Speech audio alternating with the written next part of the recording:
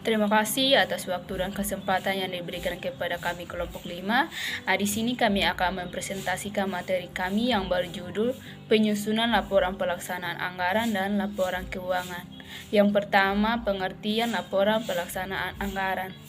Laporan pelaksanaan realisasi anggaran adalah laporan yang menyajikan informasi realisasi pendapatan, belanja, transfer, surplus atau defisit, pembiayaan, dan sisi lebih atau kurang pembiayaan anggaran yang masing-masing diperbandingkan dengan anggarannya dalam satu periode. Berikut langkah penyusunan laporan pelaksanaan anggaran. A. Membandingkan antara anggaran dan realisasi keuangan. Hal utama dalam laporan realisasi anggaran adalah perbandingan antara realisasi keuangan SKPD dan anggaran SKPD. Laporan yang disajikan dalam bentuk rapi dan tabel ini sangat penting, sebab laporan tersebut merupakan gambaran dan kinerja SKPD, di mana laporannya selalu menjadi keutamaan kepala daerah. B. Membandingkan antara anggaran kas dengan realisasi keuangan atau PPTK. Berdasarkan definisinya, anggaran kas dibuat untuk merencanakan arus kas keluar dan masuk. Anggaran kas sangat penting karena mendukung kelancaran operasional sebuah organisasi. Anggaran kas ini mencakup informasi mengenai arus kas keluar dan masuk, dan dipakai untuk berbelanja atau keperluan lain, dan juga arus kas masuk yang didapatkan dari sumber pendapatan lain. Bagian yang ketiga yaitu C. Perbandingan komposisi anggaran dan realisasi keuangan per belanja. Perbandingan ini adalah salah satu bentuk pengolahan data nyata keuangan yang bisa dilaporkan kepada pihak atasan. Proses perbandingan ini dilakukan dengan cara menyajikan perbandingan anggaran setiap jenis belanja, sehingga hal tersebut bisa dijadikan sebagai bahan pertimbangan untuk menyusun anggaran pada periode laporan anggaran berikutnya. Baik, selanjutnya saya akan menjelaskan bagian D dan E. Yang D, grafik tentang realisasi keuangan bulanan per program. Grafik yang dimaksudkan adalah untuk mengetahui tren serapan anggaran atau realisasi keuangan pada masing-masing periode. Berdasarkan grafik tersebut, maka bisa diambil acuan perencanaan kegiatan untuk periode laporan anggaran selanjutnya. Kemudian yang E, perbandingan realisasi keuangan dengan proses fisik kegiatan.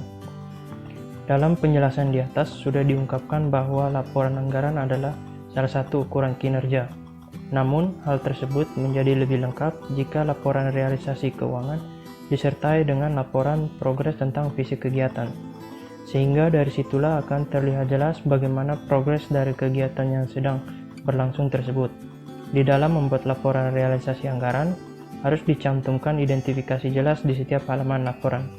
Misalnya, nama dari entitas ataupun sarana entitas, mata uang yang dipakai, cakupan entitas pelaporan, periode cakupan, serta satuan angka yang digunakan. Berikutnya pengertian laporan keuangan. Laporan keuangan merupakan bagian dari proses pelaporan keuangan. Laporan keuangan mempunyai tujuan untuk menyediakan informasi yang meliputi posisi keuangan, kinerja dan perubahan posisi keuangan suatu perusahaan yang bermanfaat bagi sejumlah besar pemakai dalam pengambilan keputusan. Informasi mengenai posisi keuangan sangat diperlukan dalam evaluasi kemampuan perusahaan dalam menghasilkan kas. Yang berikut tahapan penyusunan laporan keuangan terdiri dari beberapa bagian, yaitu yang pertama, bukti transaksi. Bukti transaksi merupakan suatu dokumen yang menandai bahwa adanya suatu transaksi yang sah. Menyusun laporan keuangan diawali dengan mengumpulkan bukti-bukti transaksi yang sah. Materi selanjutnya. Selanjutnya, berikut tahapan penyusunan laporan keuangan.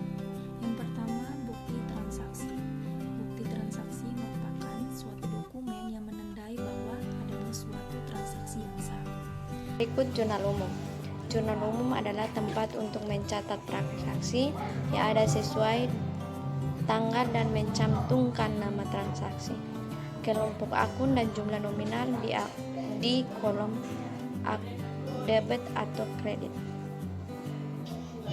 Buku besar merupakan catatan yang berisi kumpulan akun-akun yang telah dikelompokkan dan saling terhubung. Berbeda dengan jurnal umum, meskipun sudah dicatat berdasarkan akunnya, namun akun tersebut masih terpisah-pisah. D.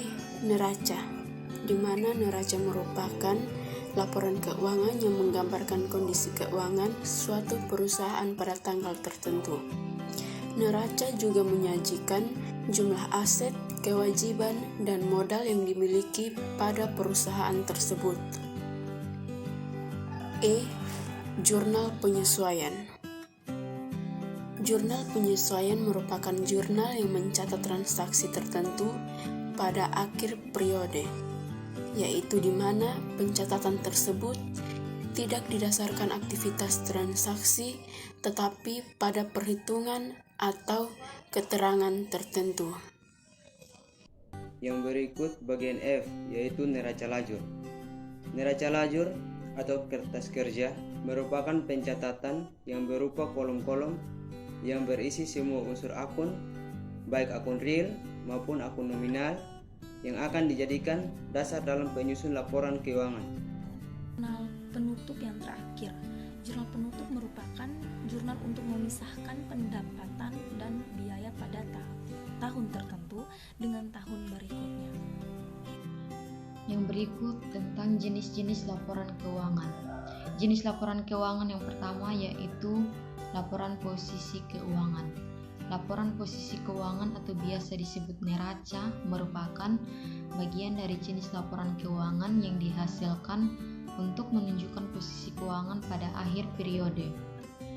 Terdapat 3 kelompok pos atau unsur yang ada di dalam laporan posisi keuangan, yaitu yang pertama aktiva, merupakan sumber daya suatu perusahaan yang diakui dan dikendalikan oleh perusahaan dan diharapkan akan memberikan suatu manfaat ekonomi di masa yang akan datang.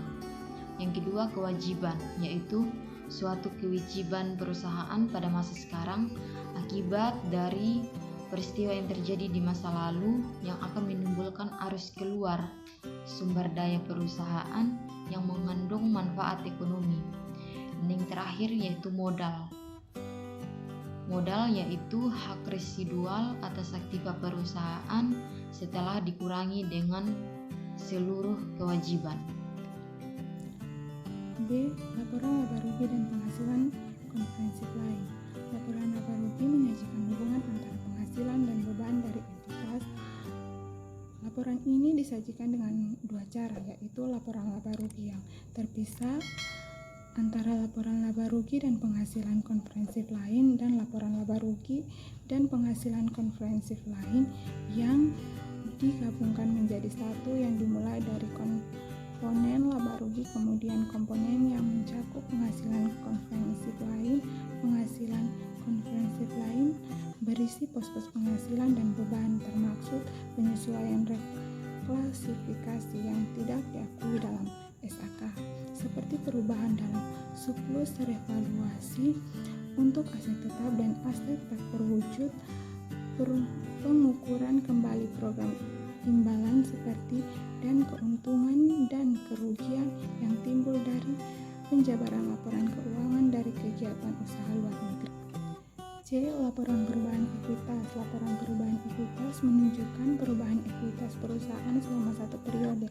Perubahan ekuitas timbul dari laba atau rugi yang tercantum dalam laporan laba rugi, pembayaran dividen, perubahan dari modal saham, pengaruh perubahan kebijakan akuntansi, dan koreksi kesalahan yang timbul selama periode. Contohnya PT Sukses Gemilang. Laporan perubahan modal per 31 Desember 2019, modal awal sebesar 250 juta rupiah, laba ditambah laba bersih sebesar 37 juta 500 ribu rupiah menjadi 287 juta 500 ribu rupiah, dikurang dengan dividen sebesar 30 juta ribu rupiah menjadi modal akhir sebesar 257 juta 500. Yang ketiga, laporan perubahan ekuitas. Laporan perubahan ekuitas menunjukkan perubahan ekuitas perusahaan selama satu periode. Perubahan ekuitas timbul dari laba atau rugi yang tercantum dalam laporan laba rugi, pembayaran dividen, perubahan dari modal saham, pengaruh perubahan kebijakan akuntansi, dan koreksi kesalahan yang diakui selama periode. Yang keempat, laporan arus kas. Laporan arus kas menunjukkan penerimaan dan